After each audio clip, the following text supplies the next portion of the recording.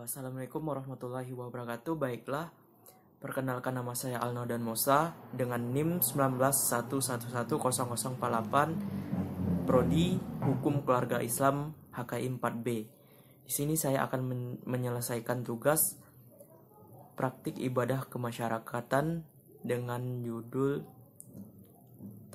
yaitu tentang khutbah memohon kebaikan kepada Allah Subhanahu wa taala. Alhamdulillahirabbil alamin. Assalatu wassalamu asyrafil anbiya wal mursalin wa ala alihi washabihi rasulillahi ajmain. Baiklah, ucap syukur sudah mestinya menjadi kalimat pembuka khutbah pada kesempatan siang kali ini. Syukur atas segala limpahnya nikmat yang tak terhitung lagi jumlahnya. Selanjutnya, semoga salawat dan salam selalu tersanjung kepada Nabi Muhammad SAW, bila suri tauladan bagi setiap manusia. Tak lupa pula kita mulai mimbar Jumat Khatib mewasiatkan kepada diri pribadi dan kepada jamaah sekalian untuk selalu berupaya meninggalkan ketakwaan kepada Allah Subhanahu wa taala, sebab takwa adalah sebaik-baik bekal untuk kehidupan manusia selanjutnya setelah alam dunia yang fana ini. Jamaah Jumat rahimakumullah sallallahu alaihi wasallam dari Ummah Salamah berkata, ketika salam selesai dalam salat subuh, Nabi Shallallahu Alaihi Wasallam mengucapkan, "Ya Allah, aku memohon padamu ilmu yang bermanfaat, rezeki yang baik, dan amal yang diterima." Hadis tersebut diriwayatkan oleh Ibnu Majah dalam sunnahnya.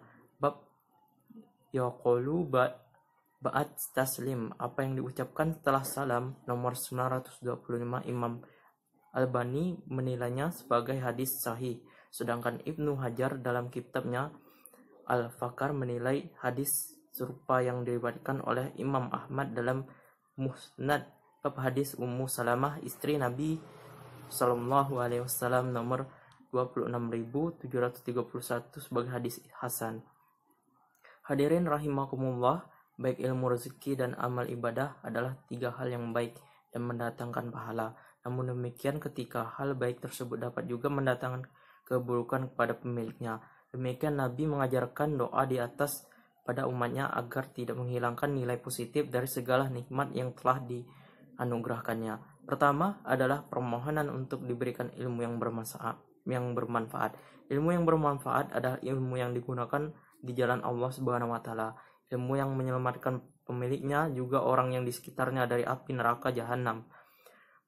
Memberi cahaya kepada diri sendiri juga kepada orang lain dari kegelapan dan kesesatan. Ia menyentuh dalam kalbu yang keras lagi dingin, menjadi pendengar, dan perbuatan pun menjadi contoh yang baik untuk sekitarnya. Permohonan yang pertama ini juga berarti perlindungan dari ilmu yang tidak bermanfaat, yakni ilmu yang digunakan untuk keburukan.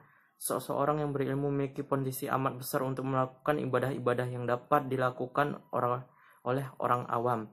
Namun juga berarti ia dapat melakukan kejahatan-kejahatan yang hanya dilakukan oleh orang yang ahli. Koruptor yang sering muncul di berita televisi maupun koran adalah orang-orang berdasi dan berpendidikan tinggi. Dan hanya dengan ilmu itu korupsi bisa terjadi. Nabi menjelaskan ilmu yang tidak bermanfaat sebagaimana hadis riwayat Ibnu Majah nomor 254 berikut dari Jabir bin Abdullah bahwa Nabi Shallallahu Alaihi Wasallam bersabda, "Jangan kalian mempelajari ilmu untuk mendebat para ulama, meremehkan orang-orang bodoh, dan menghiasi ria dalam menjelasi. Barang siapa yang melakukan hal itu, maka baginya neraka jahanam." Kedua adalah permohonan untuk mendapatkan rezeki yang baik. Adapun yang dimaksud rezeki yang baik adalah rezeki yang halal. Sebab rezeki yang halal tersebut adalah rezeki yang nantinya akan menyelamatkan di akhirat. Rezeki itu disebut halal apabila dapat dengan cara yang baik dan bukan berasal dari zat yang haram. Itu tidak halal. Katakanlah dalam jual beli. Maka jual beli itu haruslah adil, dan barang yang dijualkan bukanlah barang yang diharam zatnya seperti minuman keras. Dalam kamus Lisanul Arab dijelaskan bahwa Ar-Razzaq adalah salah satu sifat Allah, sebab Allah lah yang memberikan rezeki kepada makhluk seluruhnya, dan Allah jugalah yang menciptakan rezeki itu. Rezeki terbagi menjadi dua, yaitu rezeki yang nampak dan rezeki yang tidak nampak. yang tersembunyi pada hati dan pikiran seperti kearifan dan ilmu pengetahuan. Hujan yang menumbuhkan berbagai macam tanaman pun adalah rizki yang disiapkan Allah bagi umat manusia.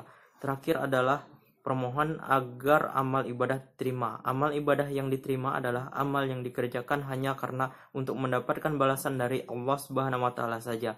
Sedangkan setiap amal ibadah yang dimaksud selain kepada Allah tak akan mendapatkan balasan apapun di akhirat.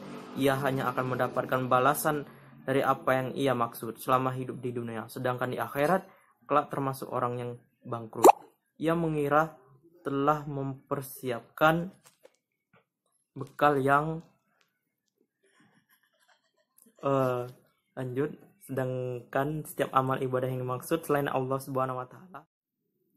Terakhir adalah permohonan agar amal ibadah yang diterima. Amal ibadah yang diterima adalah amal yang dikerjakan hanya karena untuk mendapat balasan dari Allah Subhanahu wa taala saja. Sedangkan setiap amal ibadah yang dimaksud selain kepada Allah Subhanahu wa taala tak akan mendapatkan balasan apapun di akhirat. Ia hanya akan mendapatkan balasan apa yang ia selama hidup di dunia. Sedangkan di akhirat kelak termasuk orang yang bangkrut. Ia mengira telah mempersiapkan bekal yang banyak di akhirat, namun ternyata amal ibadahnya itu tak berbuah pahala. Oleh karena itu, ria itulah amal ibadah menjadi sia-sia. Namun demikian bukanlah berarti seorang harus memilih untuk tidak berbuat kebaikan karena takut ria. Karena bila kebaikan itu dimaksudkan dengan ikhlas, maka ria akan terkikis sedikit demi sedikit. Orang yang baru pertama mulai salat jamaah di masjid barangkali ada sedikit maksud untuknya. Namun apabila pergi ke masjid menjadi kebiasaan dan biasa pula melatih agar niat ikhlas, maka hilang pula pada akhirnya rasa ria itu. Pada awalnya berinfak 50.000 atau 100.000 saat salat Jumat, terdapat rasa sombong di dalam dadanya. Namun setelah terbiasa, uang sejumlah demikian itu tidak lagi terasa sebesarnya.